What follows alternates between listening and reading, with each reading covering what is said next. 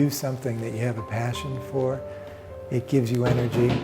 You don't have to be paid for it, and you'll do it all day long without being asked to do it.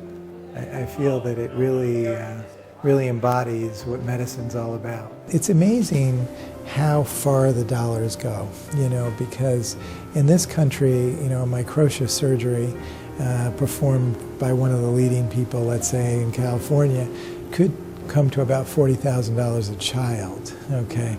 So for a little bit more than that, we service 72 kids. I think that the dollars go a long way. Basically, you create a hospital, like a mini hospital, and you have to go in with the thought that you may not have anything that you need. If you can imagine empty shelves in a storeroom, and you show up with 28 bags of supplies, and within 12 hours, everything's put away, everything has a place, everything's labeled, so that the next morning you can functionally begin surgery in a very controlled fashion and precise and safe fashion. So when you're looking at microtia, which is an extremely complicated procedure, you're taking a rib, carving it into an ear, and placing it in a pocket in the side of the head. I'm very honored to be part of this group of professionals who give so much of their hearts and time to this great cause. We're so fortunate in America. We have so many blessings heaped on us that children get taken care of as a matter of course. We never question that the child would go through life without an ear.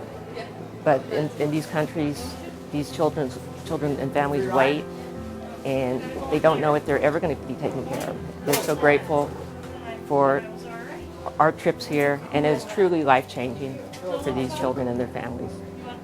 Whatever we do here is probably just a drop in the ocean for the families, but it makes a huge difference in their lives. For the child, for the babies, they get not just a cosmetic benefit, also that it helps them with the feeding and nutrition improvement, which is a lot for these families. I think, these facial anomalies that these children have are they're very treatable.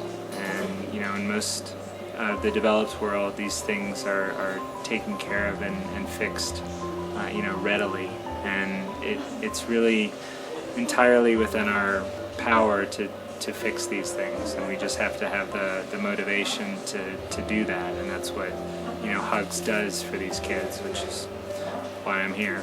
To be able to help children, help their families, and transform them into something that makes them more comfortable and acceptable to society. I think that's a vital part. Being part of HUGS and being part of the HUGS Smile team, I think is also very special. They're compassionate people, they're very knowledgeable, and Dr. Katela runs just an amazing team. One of the reasons I said yes with great enthusiasm is that I want to be able to provide care to patients who otherwise wouldn't be able to see this type of medical care, this type of access to their surgical needs. I think the best part is seeing the look on the parents' faces and the child's faces once we're done with their reconstruction, and especially for little girls when they have never been able to have their ears pierced, and we do an ear piercing as sort of the final stage of their ear reconstruction, and tears come to their mother's eyes and theirs. It's just a wonderful feeling. I just want to say what I heard from the people when Dr. Katela said, "Thank you very much for coming here." I just heard those families saying, "Why is he thanking us for coming here? If we have no words and we don't speak English, to tell him, thank you for what you are doing to our children.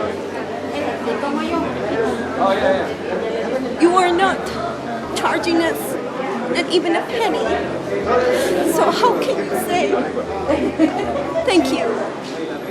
No, we thank you, and we have no words to tell you. We love you so much from the very deep of our hearts.